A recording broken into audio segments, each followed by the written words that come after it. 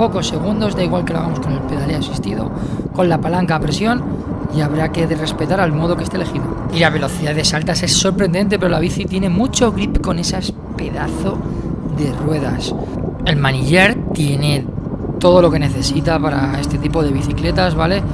No olvidéis que es una bicicleta eléctrica y tiene sus limitaciones. También la calidad de los materiales es medio. Los frenos funcionan tal y como se podría esperar, son muy potentes. Podemos frenar prácticamente.